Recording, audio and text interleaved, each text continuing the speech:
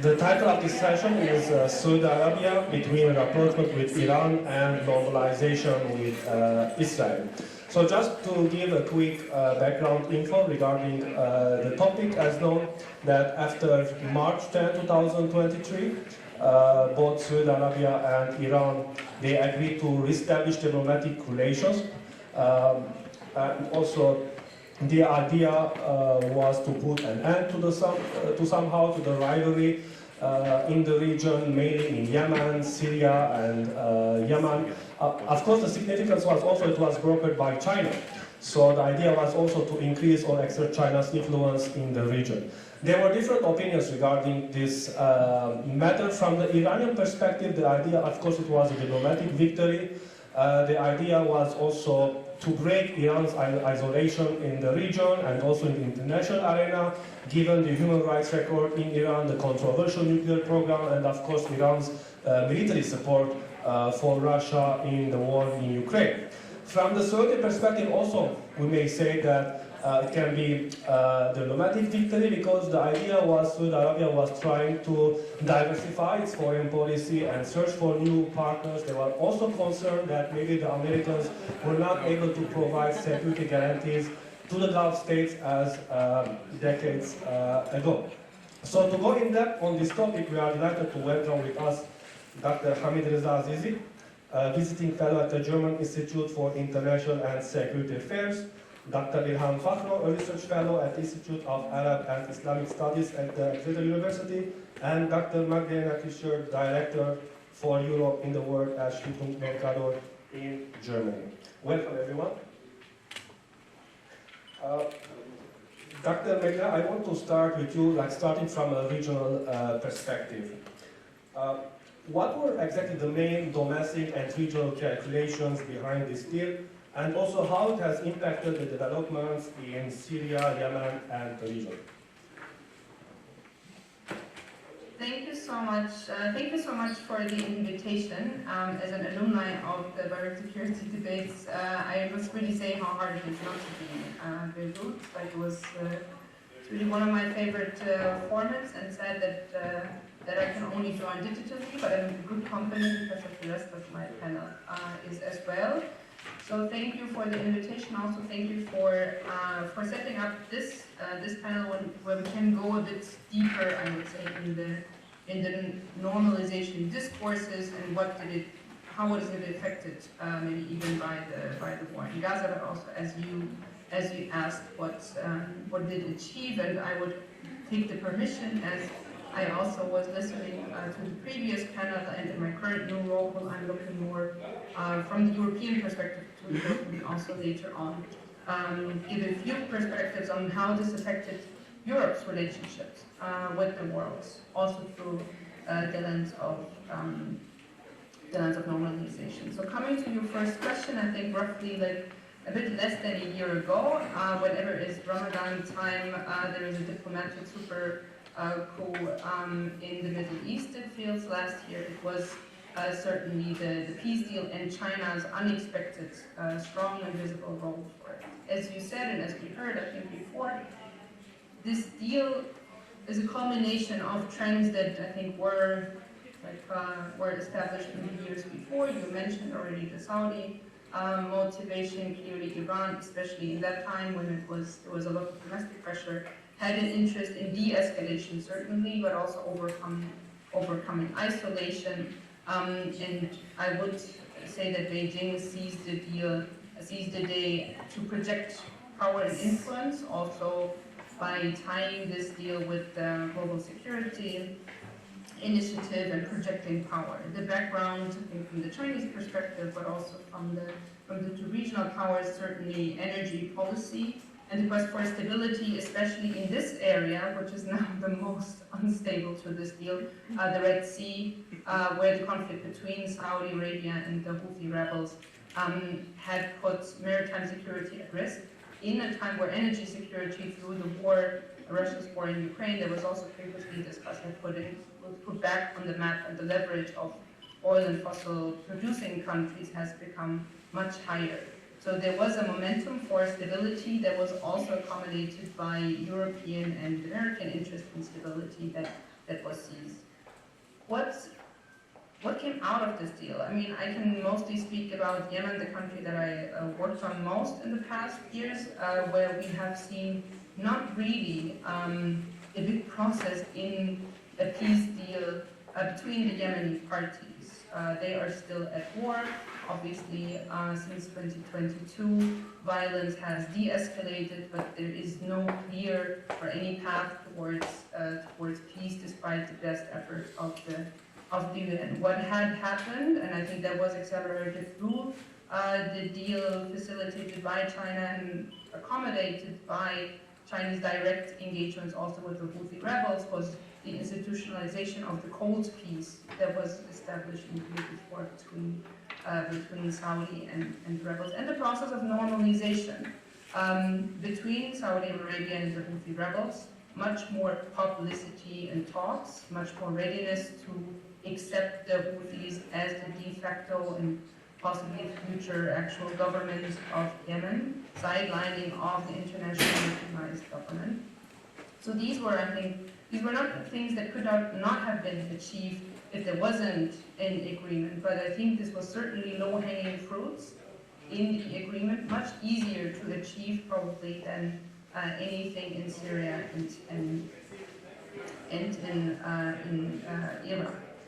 So maybe the question, how was it tested now, or does it withstand? I think we can see, we've seen in the past month that sustaining, maintaining this deal wasn't in the interest of all parties. There was quickly early communication between Tehran and Riyadh on what to do after the Hamas attacks and after the war escalated. There is still, I mean, Ahmed Reza will, I think, go in more detail. There is still a holding detente. There is still an interest by China clearly to hold things together. China has been extremely opportunistic, I would say, in the Gaza file, by exploiting the dilemma that the West was put in, certainly, without actually doing much in either direction. But now, obviously, the developments in the Red Sea are a different equation. China is economically hit quite hard, although the Houthis made statements that they would not target Chinese ships, to the extent that now other ships are trying to build a connection with China to be protected from Houthi attacks. But Bab al-Mandab is one of the main gateways for energy towards China. So I think here there is a bigger interest. Right now, China does not have a clear policy, does not buy into the initiatives, especially of the West, to protect maritime security, and tries to go under the radar here. But the more escalation is going to happen in the Red Sea, the more likely, or the scenario is that there will be a return in direct Saudi Yemeni or Saudi Houthi escalation and violence, the more difficult it will be for China to keep things together here. I would leave it at that, and we can discuss other points further. Thank you so much, Dr. Mann. You mentioned two important points regarding first the European perspective, and also why China was involved in this process regarding the deal, because I'm also aware that the Omanis and the Iraqis were also facilitating trade diplomacy between the Iranians and the Saudis, but for some it was a shock how China jumped up, how took the opportunity. Can you maybe elaborate about this, that what China has gained from the deal, and also a bit about the European perspective, how Europe also perceived or viewed this deal? Yes, absolutely, happy to. I mean, I'm not a China expert, and obviously I was not allowed in the behind-the-scenes meetings to the deal. My reading is that it was an opportunistic move by all parties. China needed a big success for the global security initiative. There was a low-hanging fruit, basically a picture of shaking hands, that didn't cost China much capital, because both Saudi and Iran wanted this deal. And for especially the Saudis, including the Chinese, is what you also said before. It's like projecting to other global powers, especially to the US, that there are alternative options, that they are not depending on the will of the United States for security guarantees. So it's, in a way, a bandwagon, a balancing move towards Western allies. And of course, it would be interesting how that plays out now, because what we've seen, especially after the start of the Gaza war, but even more so after the attacks on ships in the Red Sea, is that Europe also changed its policy on normalization of Saudi Arabia. You might have followed German decision to now export arms to Saudi Arabia without any change in the domestic policy or without much of a change in the Yemen policy. So purely based on the assumption that normalization between Saudi and Israel is on the way, and this would be good, obviously, for European security interests. And the support of US efforts to also facilitate normalization between Saudi and Israel efforts. You can see in the media that while a lot of governments talk about defunding UNRWA, there is now certainly a lot of news popping up about the possible recognition of the state of Palestine, which is clearly connected to the efforts to deliver a Saudi-Israeli deal before the US elections. So the normalization between critical European but also critical US stakeholders like Senator McWarner, who just recently traveled to Saudi Arabia, who was one of the biggest critics of Saudi policy in Yemen. That shows that I think the aim to keep the Red Sea out of the violence, to keep it quiet, and the assumption that this could be done through normalization between Saudi and Israel, but also between Saudi and Iran. I think here we have an overlap between China and the Western states. What is the impact of this? Maybe a last point on this, because I noticed when I saw the agenda that last year we had a discussion or a distinct panel on human security. And one of the, not to coin a term, but what we also see is the geopoliticization of the region. The impact of Gaza, but even more of the developments now in the Red Sea, means that human rights organizations are losing out. There's a lack of an interest regarding democracy, evolution, climate change, and climate action obviously is lagging because of the greater leverage of fossil fuel and the producers.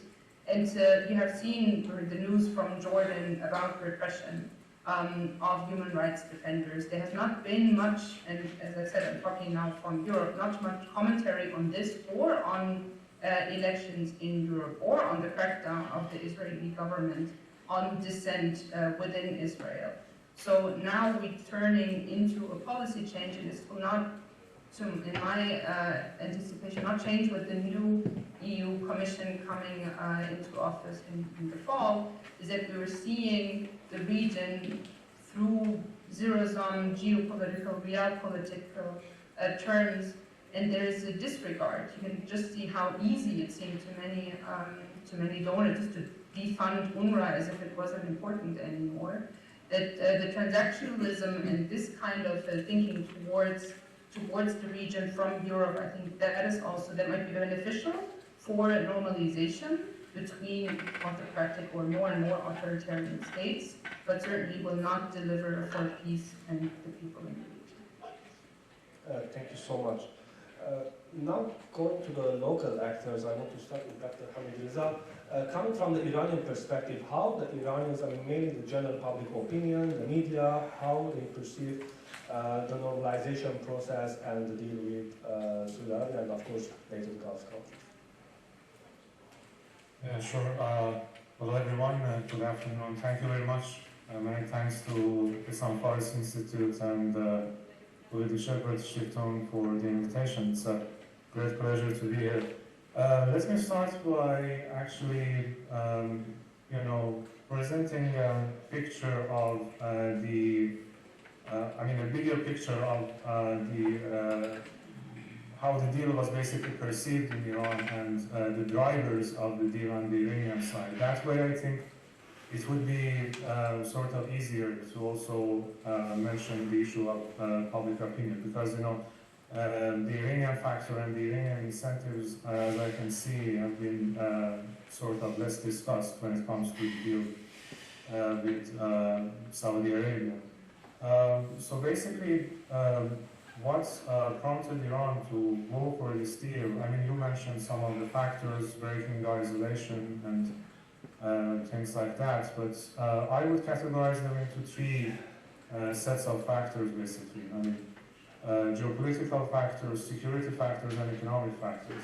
Starting with the geopolitical considerations, when it comes to the recent developments in the Middle East and beyond, they have contributed to the perception among the Islamic Republic leaders that a new global order and as a result a new regional order is emerging, which again, when it comes to the Middle East, marks a departure from the US-dominated regional order, as they call it or as they see it, toward a more multipolar and sort of just kind of regional order. And in that, they see themselves as having the role to play.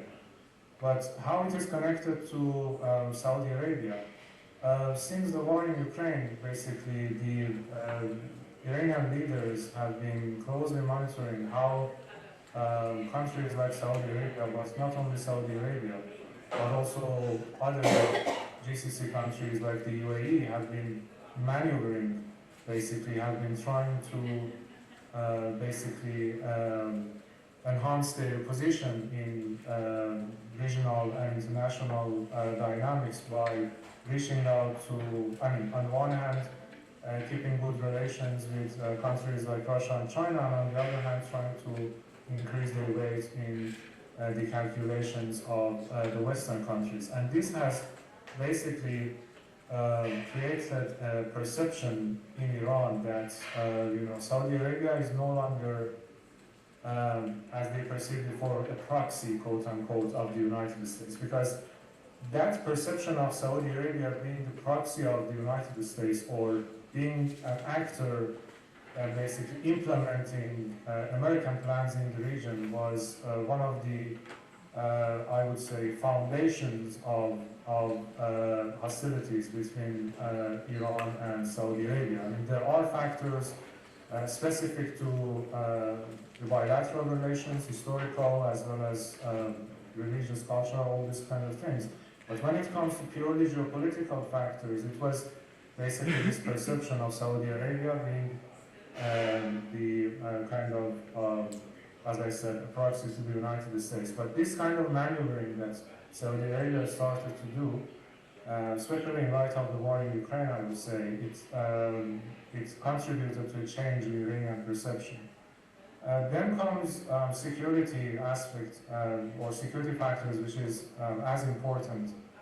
Basically, it has to do with the second element of the title of this panel, basically, I mean, Saudi's normalization with Israel. So when the Abraham Accords started in 2020, there was an increasing sense of threat, of course, in Iran, and then the signs that the Abraham Accords may extend sooner or later to Saudi Arabia, and at the same time, reports about the plans supported by the United States, but sort of also pursued and promoted by regional actors to form some sort of security coalition against Iran, that contributed hugely to the Islamic Republic's decision to normalize relations. I mean, it was some sort of rapprochement as a deterrent, I would say, when it comes to Iran's calculation. So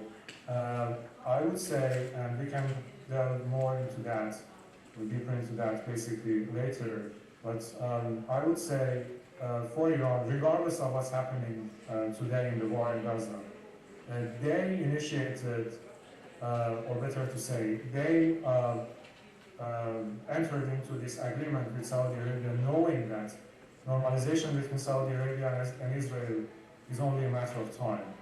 So I would disagree with the arguments that the deal was basically an attempt to sort of prevent that normalization from happening. That was basically an attempt to decrease the potential damage to Iran's interests. I mean, we have, when Iran looks to its neighborhood in terms of Iran's presence, there has been two major types of engagement by neighbors with Israel.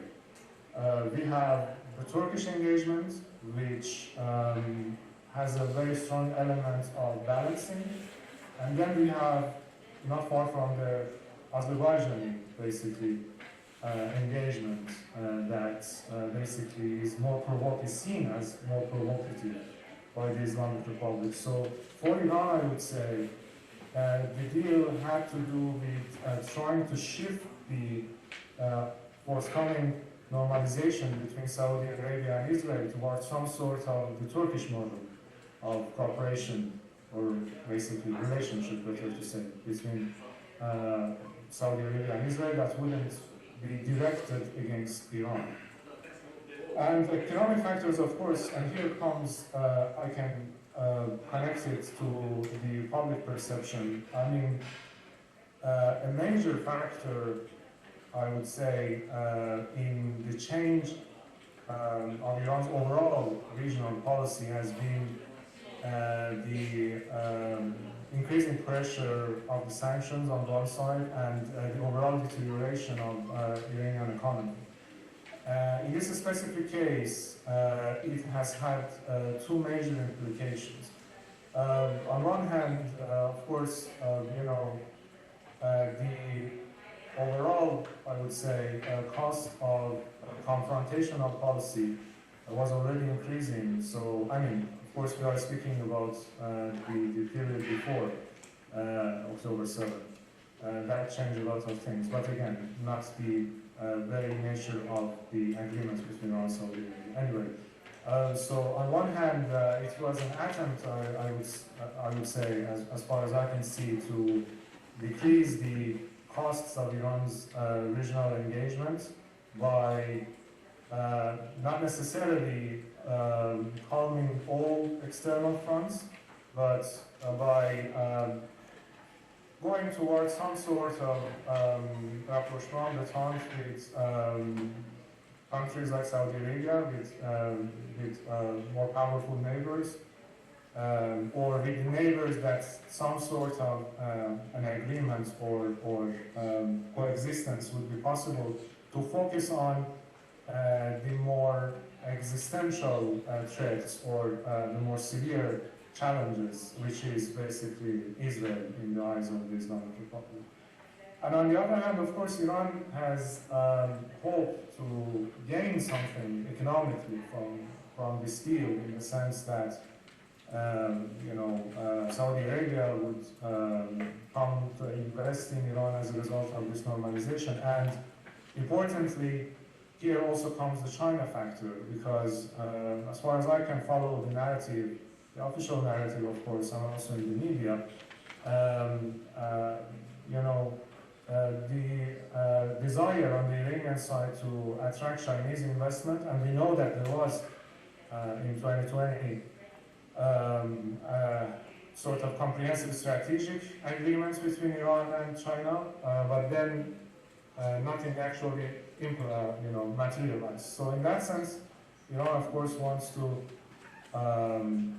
also stabilize its relations with the neighbors in order to attract Chinese investment. I think I have maybe less than 1 minute. When it comes to the public perception, the main reaction, I mean, what you can see in the social media and other places, I mean, overall there is a positive view of going for normalization with countries, because Iranian society in general is extremely tired of this confrontational, the costs of the confrontational policy that the Islamic Republic has been pursuing.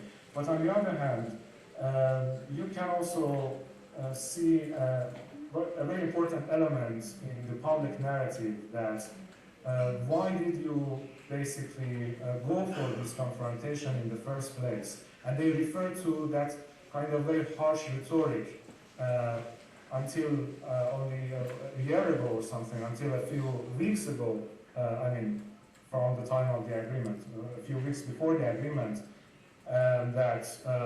basically Saudi Arabia is this and that. It's going to be destroyed. Ben Salman is going to be defeated. And now, all of a sudden, everything seems to be friendly. So the Islamic Republic on one hand, as I said, the actual benefits is something that creates hope among the public. But then suddenly shifting from a highly confrontational policy towards a very friendly relationship, right after the protest actually in the country. That's also an important factor which also mentioned in the public debate, that of course the isolation that the country faced, the government basically faced after the protest also contributed to that. So that's how I could frame it basically, but we can discuss more details later. Thank you so much. I'm also interested about the impact of the political shift in Iran on the foreign policy decision making and also the normalization process, especially this shift that happened in the recent presidential election from Rouhani's reformists to Raisi's conservatives and the hardliners. So how this political shift has impacted this process? And that's a very important point actually. I mean, all these developments that I described, geopolitical, security, and economic considerations, all can make sense in the, against the backdrop of that domestic shift that you just mentioned, because it wasn't like a long time ago when Rouhani started presenting ideas for not only improving relations with Saudi Arabia, but for some sort of regional rapprochement of some sort, like the Hormuz Peace Initiative or Peace Endeavor that was presented at the UN by Rouhani. But what happened at the time was that the fierce competition, rivalry between the so-called moderate and reformist faction on one side, represented by Rouhani at the time, and the hardline conservative faction, mostly represented by the IRGC, prevented any sort of meaningful, improvement in relations. I mean, they deliberately tried not to allow Rouhani to get credit for any sort of normalization. And that's, again, one of the points that is frequently mentioned in the media. And Rouhani guys, people from the Rouhani administration, they also, from time to time, especially now that we are approaching the election, parliamentary elections, this is something that oftentimes is mentioned. And now, basically, there's this notion of battlefield versus diplomacy, which was first presented by Zarif in the leaked interview shortly before the end of his career, that he basically complained about the battlefield priorities overshadowing diplomacy. And by that, he meant the IRGC and the Quds forces uncoordinated moves that sabotaged diplomacy. And now, basically, if you look at the official line of the narrative from the Iranian Foreign Ministry, they take pride in making some sort of coordination between the battlefield and diplomacy, which to me means the dominance of the battlefield over diplomacy. Now, Iranian foreign policy overall, especially in light of the Gaza war, we can see that, under no circumstances before you would imagine Iran firing missiles toward Pakistan. I mean, Kurdistan had happened before, different logic in Iran's security strategy, still unjustifiable, I would say. But Pakistan, a nuclear-armed country, doing that is a sign of a very big problem in Iran's current foreign policy strategy. Just a quick question, Hamza. What Iran exactly has gained by launching missile attack for Pakistan? I mean, for us, because it was shocking, as you said, that Iraqi Kurdistan and Idlib, it's not the first time, but why Pakistan, even though they have friendly relations? What Iran got was basically the first breach of its sovereignty since the war in Iraq, the war with Iraq. and then also a potential understanding tensions with Pakistan. That's what Iran does, and that's why everybody in Iran basically started criticizing that. Iran wanted to show a message. I mean, those three attacks on Erbil, on Idlib, and on Pakistan need to be seen in a single context. Iran trying to show force, Iran being increasingly under pressure domestically and regionally. I mean, domestically by its own support base, which is not so kind of wide, I would say, for not doing enough. I mean, at least not doing as much as its allies in the axis of resistance are doing to support Hamas, and at the same time itself being under a lot of attacks, frequent attacks by Israel, etc., etc. To do something big, but mainly symbolic, and to reestablish deterrence on their own terms. But as I said, it backfired in the case of Pakistan, and what Iran, I mean, now Iran is in the damage control mode. The Prime Minister went to Islamabad, and then now we are trying to mend ties. But again, this is a clear indication of how militarization and securitization of Iranian foreign policy may create unnecessary tensions which can easily get out of hand. Thank you so much. Now that we have covered the regional perspective, the Iranian perspective, I want to go to Dr. Ilham. How the Gulf states, I mean, they perceived the deal. Were there different opinions? I'm not just talking about, of course, Saudi Arabia, but also other actors like UAE and Bahrain, how they have also pursued the normalization process and the deal. Yeah, for sure. So first of all, thank you to the organizers for having me, and it's great to be part of such a fantastic group. So the deal in general is a net positive for the Gulf region, and I think it is perceived that way across the board.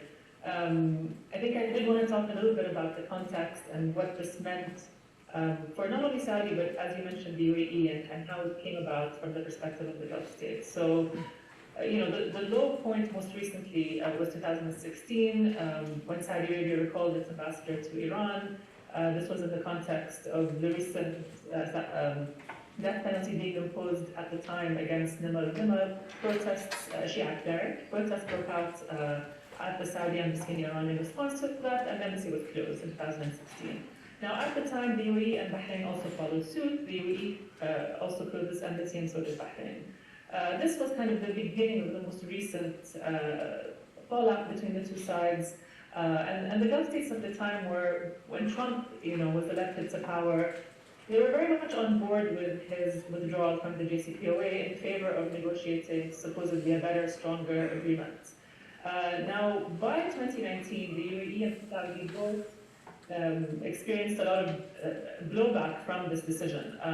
So 2019, if you recall, in the summer, the tanker attacks taking place against 4 tankers off the coast of the UAE, as well as the attacks against Saudi Aramco, which forced it to cut 40% of its production temporarily.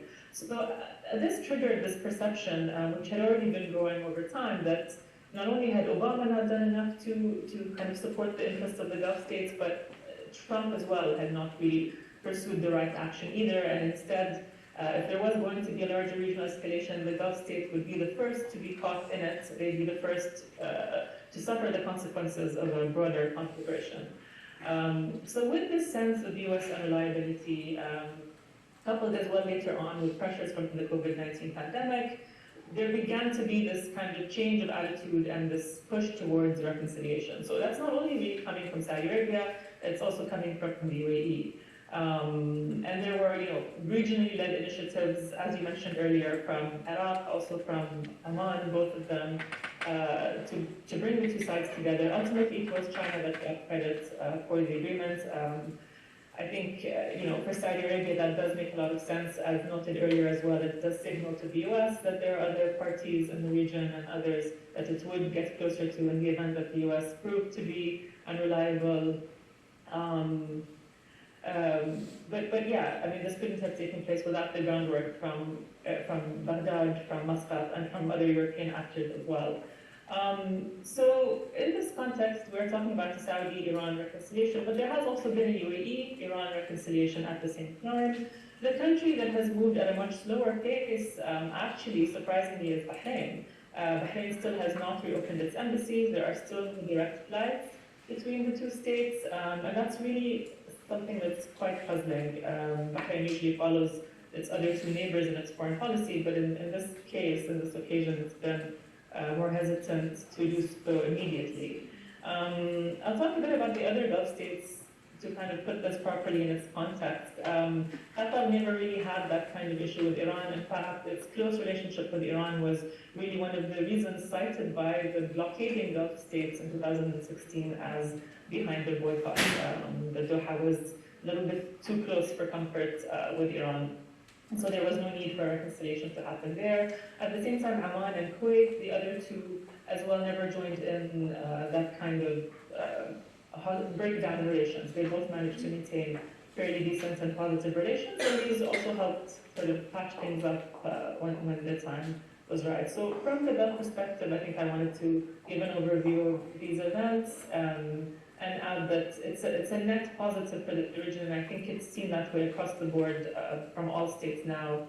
They're very keen to protect this, and I think we can talk about this a little bit more. Thank you. Also, coming into the ongoing war in Gaza and also the developments in the Red Sea and the escalation from the Houthis, do you think also these developments are to some extent a blow to the deal, and how in the future Saudi Arabia and also other GCC countries they will try to balance between Iran, the relationship between Iran and Israel? Right, so one of the very few silver linings of all of the events that are taking place now and the escalation that we're seeing is that it hasn't really disrupted the broader Saudi-Iran rapprochement or the one between the UAE and Iran. I think that's extremely important. First of all, if we think to the beginning of this current Gaza crisis, there were important symbolic signs initially at first. In the first couple of weeks after October 7th, MBS hosted a Pan-Arab and Islamic summit, and you could see MBS and Raisi in Saudi Arabia shaking hands, side by side, and that was a really important symbolic gesture. I think that there was no intention to let go of this relationship, and that they were united when it came to Gaza initially, and moving from there. Beyond this level of symbolism, I think it's extremely important that the UAE and Saudi have also refused to join the Red Sea coalition that is led by the US and that involves a number of European and other countries against the Houthis. They refused to be part of this.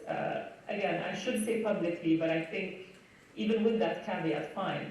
They need we don't know really, but behind the scenes if there's any assistance, or there may be some, but publicly this is very important messaging. They haven't been part of this, and I think that's very much intended as a way of avoiding further escalation and sending the message to Iran that they also don't want to escalate. And maybe later on, Reza can talk more about also Iran sending these signals that it does not want to escalate either. And again, going back to Bahrain being a puzzling outlier, Bahrain is the only Arab country that has joined the coalition, and so it is not exactly sending the same message as the others. And in terms of balancing between Israel and Iran, this really applies obviously mostly to the normalizing countries.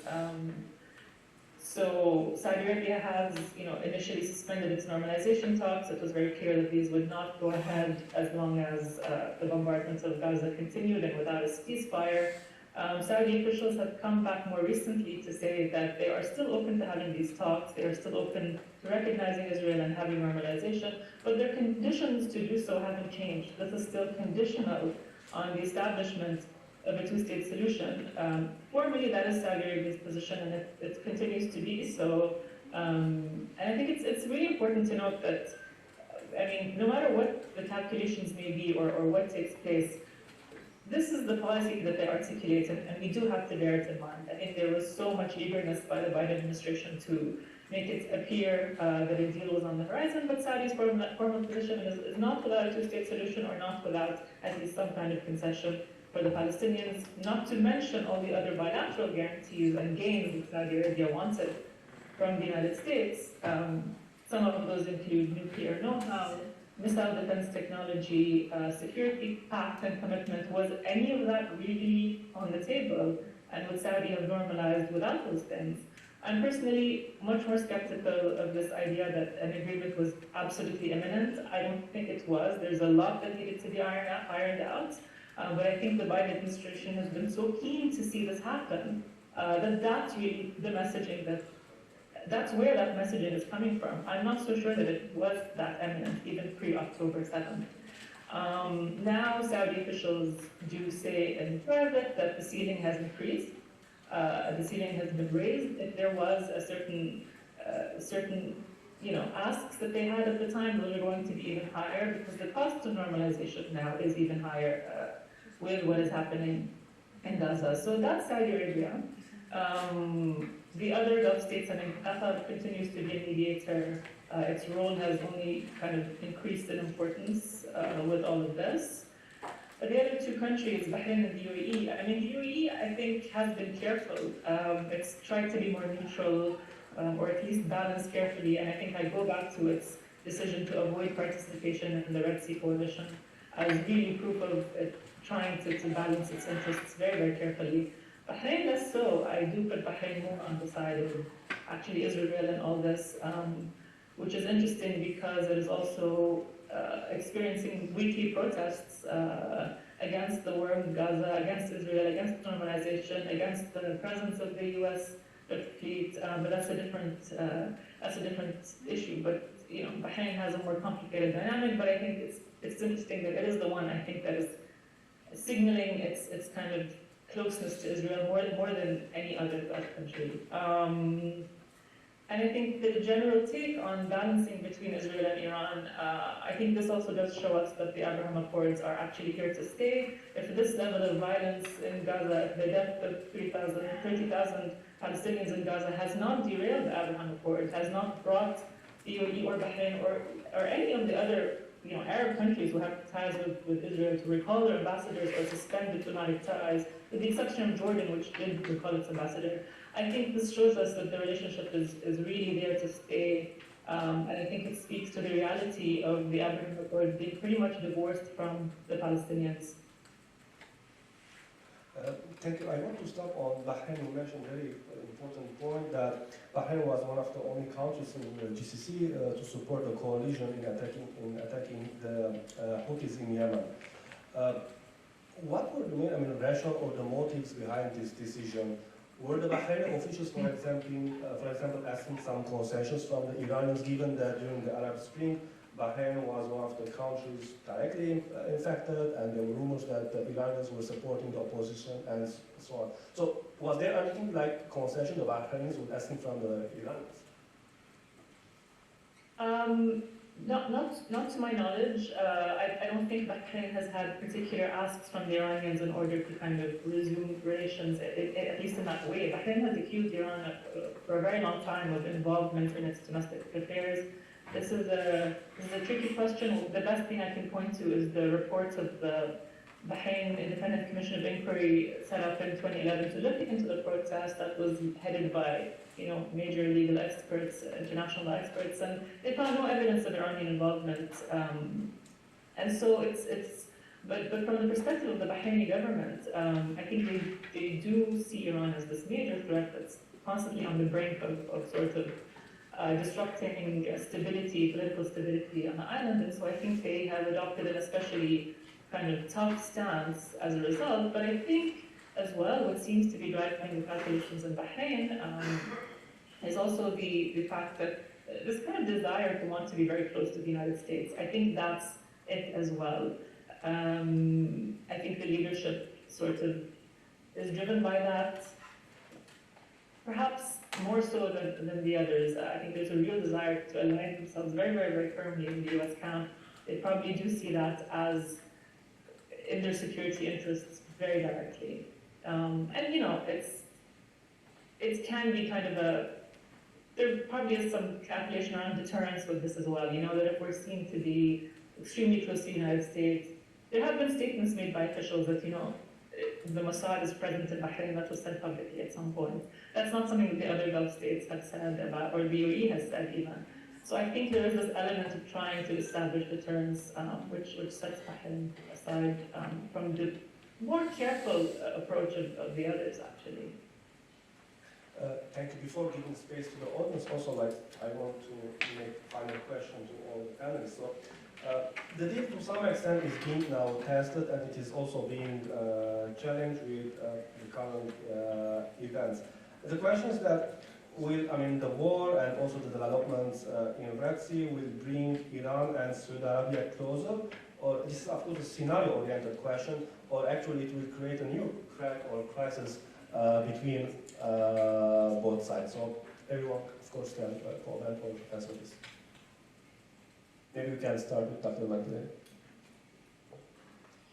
Yeah, thank you. From what we heard also from the colleagues and was said previously, I think if we stay in the current trajectories, we have seen that the interest in de-escalation in this deal is real and manifest and tangible and does not even contradict alternative normalization. So it seems that normalization with Israel is not a deal breaker for normalization with Iran. That there are players in the region who want to have it both and can have it both.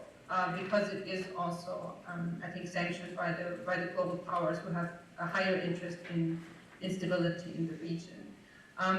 The concern, obviously, is that, especially with the kind of weapons that are going around, and obviously when we talk about security in the Red Sea, we need to mention Sudan as well. With these kind of players, there is a high risk for hitting the wrong ship. Although I would say even the Houthis are trying carefully to target. So yeah, if we stay in the current trajectories, it looks like this is sustainable. As I said, we will then have to measure what are the secondary effects for governance, for the people, for trade, for sustainability in the region. But on the government level, I would suggest that it stays like this, and that there is increased coordination even between the Chinese and the US, although there is no cooperation, as Dr. Edelman also said. There are many who theoretically support what's happening but don't want to be seen or affiliated with it. That there is coordination, there is an attempt to reduce the scenario, the risk of such a scenario, but obviously for actors like the Houthis, putting more pressure on Saudi Arabia on deliverables, exploiting the space that is given, fulfilling, I would say, their mission to expand territory southwards. So because the deal has not led to a real dealing with the security risks, the conflicts on the sub-state level in the region, there is, I think, a high risk for mistakes that could then lead to more escalation. Yeah, Dr. Ahmed, does that mean comment or answer about this question? Yeah, sure. I fully agree with what Dr. Magdalena just said. I would only add the points that, I mentioned Iran's kind of the drivers on the Iranian side that led to the agreement. When you look at it from the other side, from the Saudi perspective, you can also see more or less the same dynamics, the change of perceptions on one side, and also an attempt to have security guarantees. The notion of sort of rapprochement as a deterrence. That also was, to my knowledge, to my understanding, was also part of the drivers on the Saudi side. And this shared view and shared objectives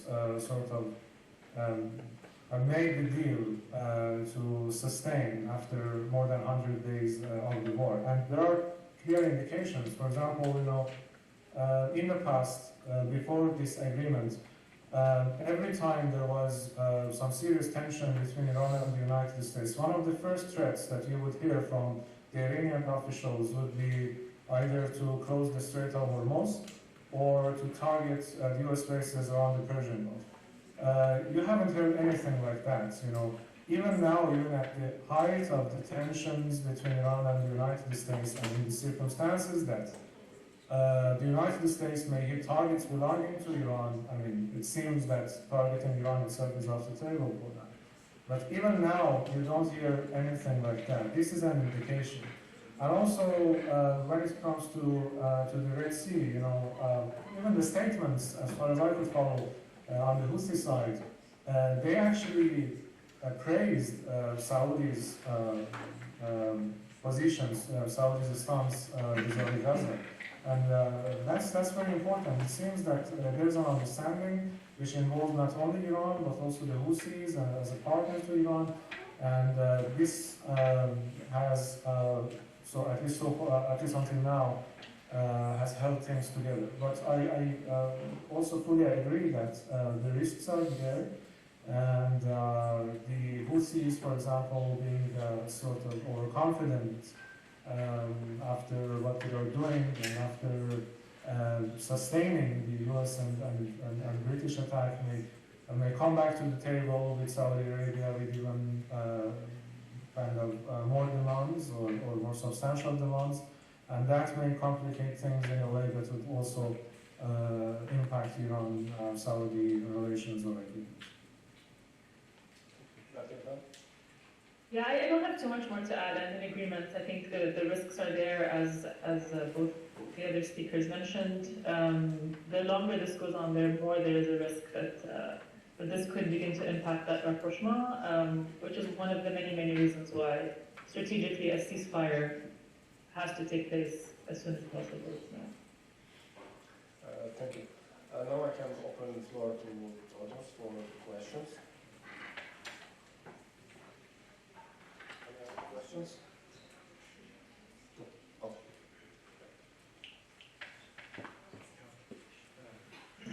Thank you, Irene. My question would be mainly to Dr. Ilham. This is Joseph Mahmoud Ilham. Hi. Actually, the Saudi position, mainly since the start of the Gaza war, has been quite interesting and not exactly the same. It has shifted a little bit.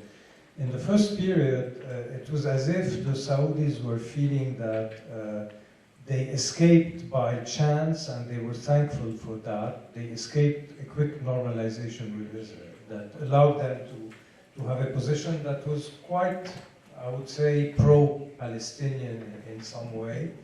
And it seemed that they wanted to take the opportunity of the Gaza crisis in order to reshape a certain Arab position, a certain Arab banner. This lasted maybe 3-4 weeks, and then after that they came back to a certain discourse of we are ready to normalize, even a ceasefire would be enough, etc. Not dropping completely any reference to the Palestinian state and etc., but becoming less bold on that. Where are they today? And second, more importantly, if they normalize after the dust settles, what would be the dose of Palestinianism that they would put in as a condition for normalization?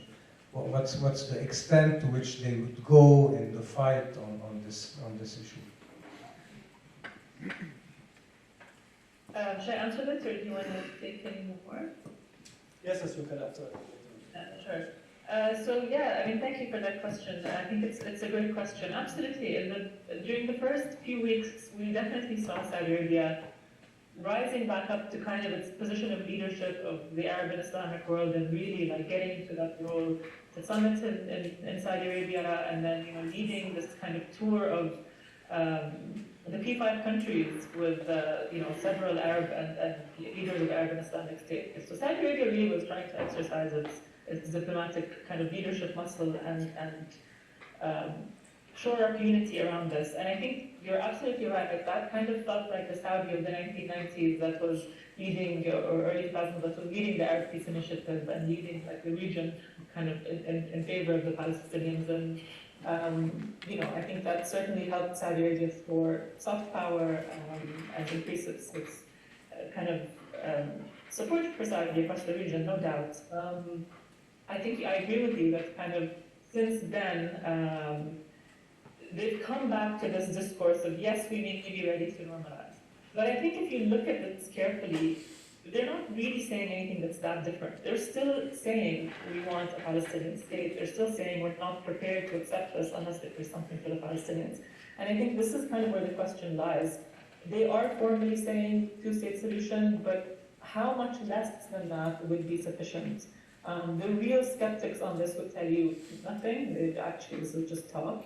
But I think that we have to give some credit where it's due. I don't have the clear answer to what is the minimum Saudi Arabia would be willing to accept. I don't really know, but I do have questions, other questions, which are, does Saudi really want to give Biden this victory? Do they really? When Biden had basically embarrassed MBS at the beginning of his arrival.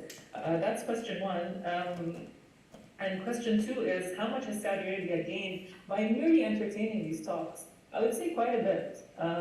They've kind of come back to the center of the US policy debate. They're now the focus of the Biden administration's Middle East policy. Certainly before October 7th, they were the focus of this policy. Having come back from the cold when Biden promised to isolate Saudi Arabia.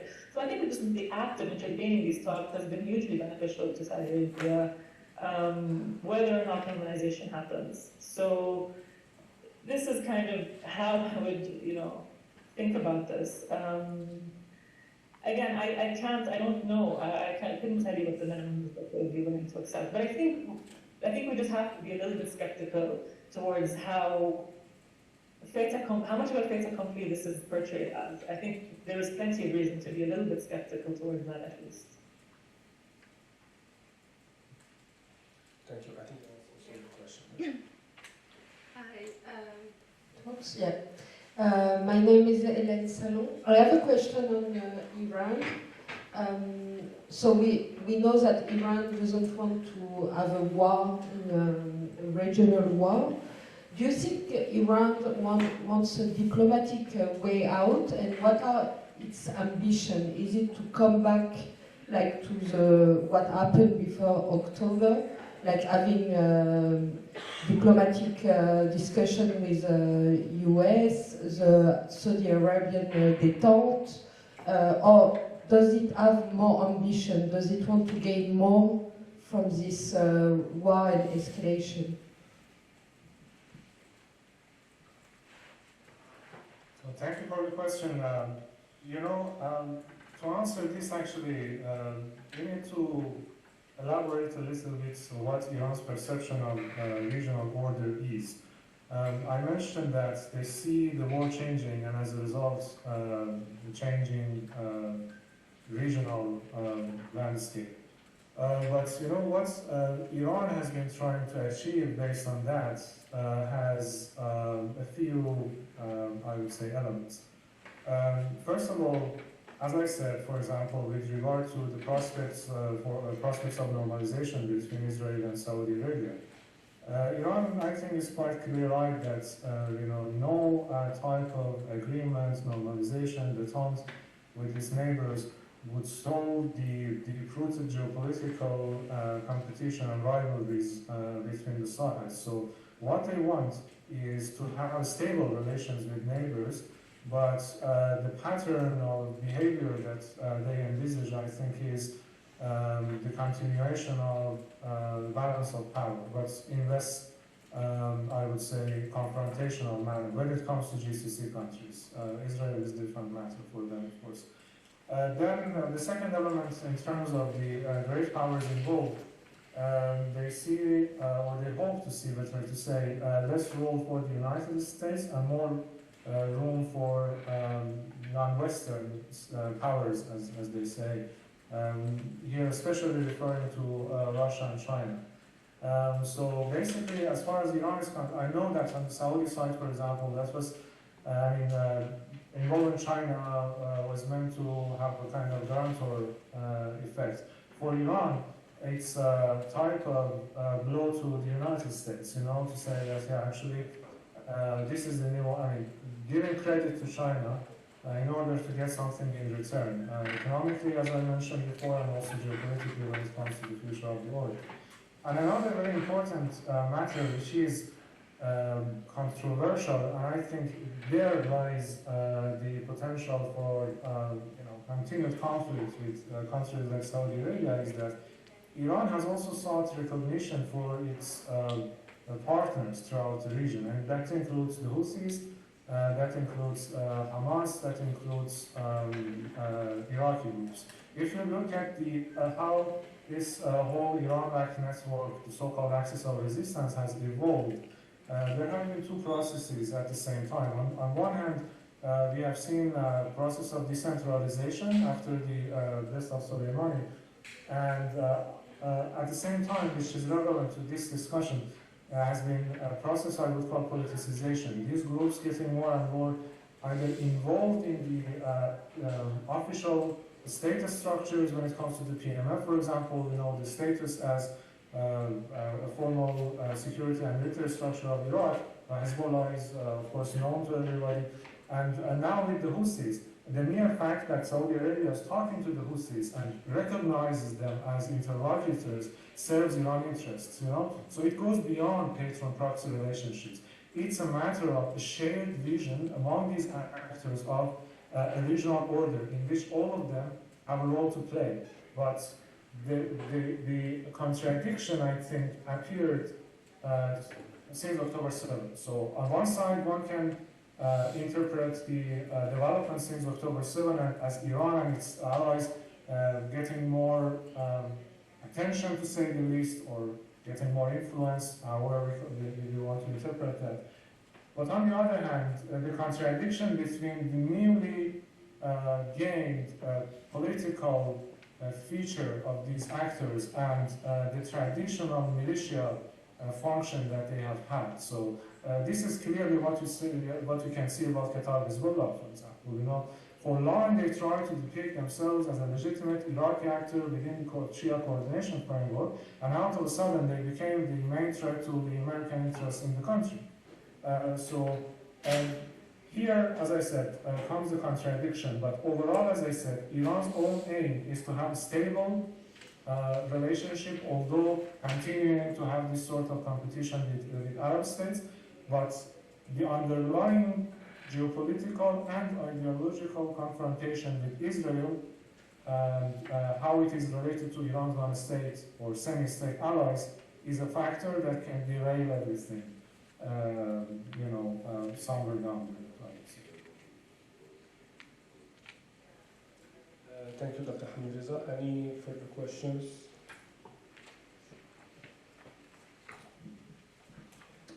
Thank you. My question is for Dr. Ilham.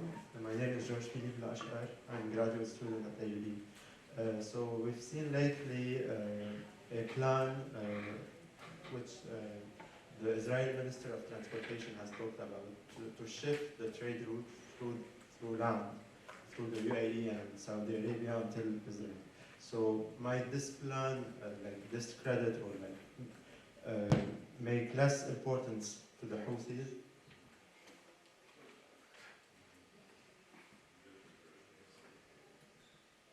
Yeah, thank you, George. I think that's a really good question. I've seen that as well. I think there's only, it's a marginal, I think that would be a marginal way of compensating or rerouting trade. I don't think you can make up for the volume that goes through the Red Sea, kind of through a land route. But it is one of the alternatives that I think has to kind of come up now, given the complications. But yeah, I mean, I don't think it can ever seriously take the place of unblocking the Red Sea, let me say that.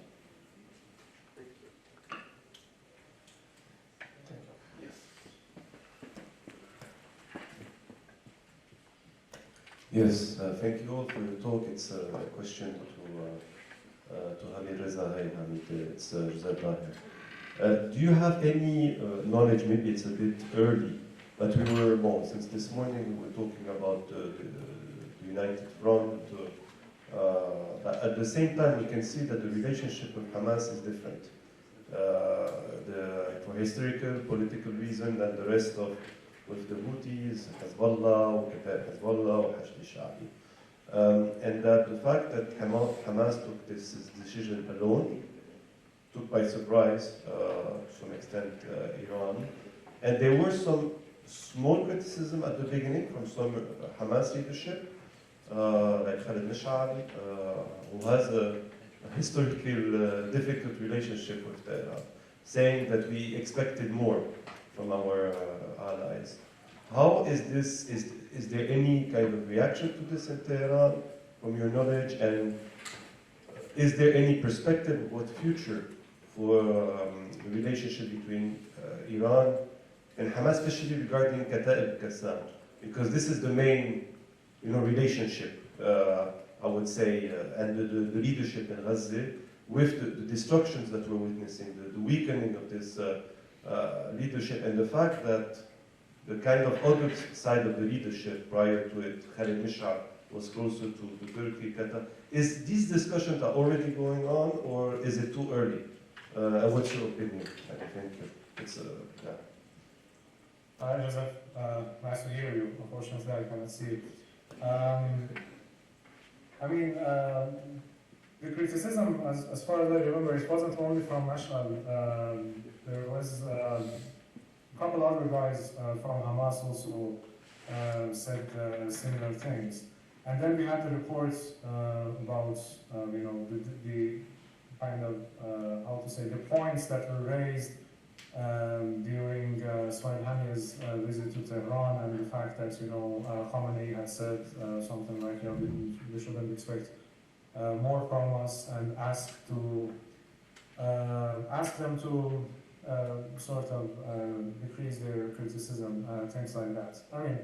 I would call that report a little exaggeration, but my point is that, as you mentioned, and as it is now even more apparent, the Hamas decision was not, at least in the sense that it was implemented, it wasn't coordinated with Iran. And not only it wasn't coordinated, I would go one step further and say that it basically ruined Iran's longer-term strategic plans for confrontation with Israel. Why I'm saying this? Because, of course, the war in Gaza and the reactions by other groups was a very clear manifestation of the notion of the unification of the arenas, or the unity of the fronts.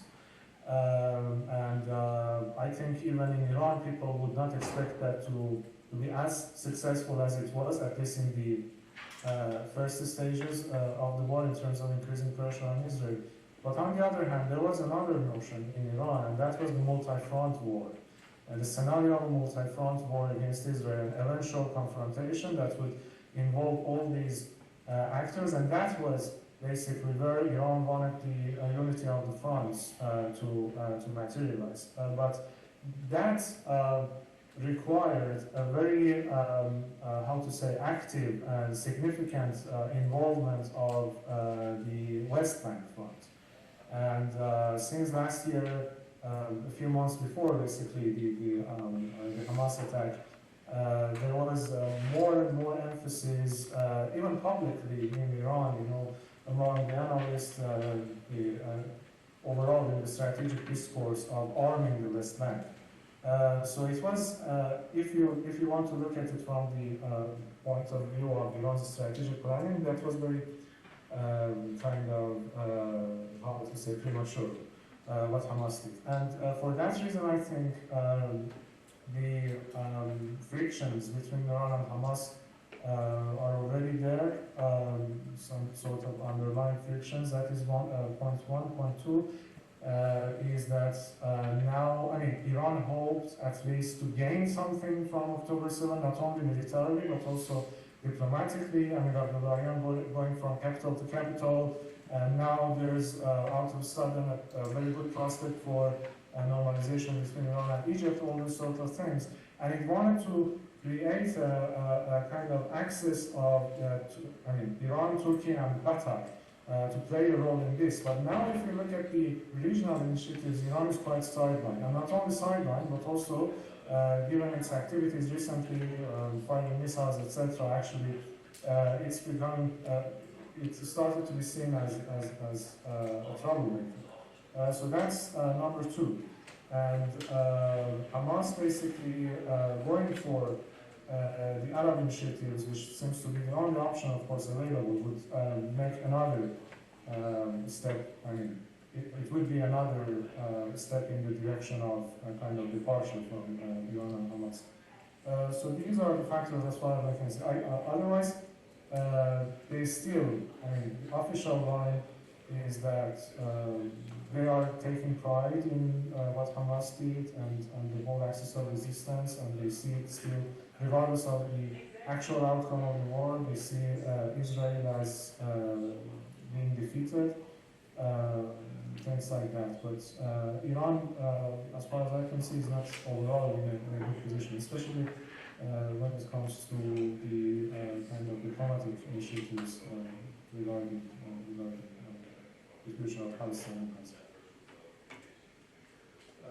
So we are almost on time, so thank you.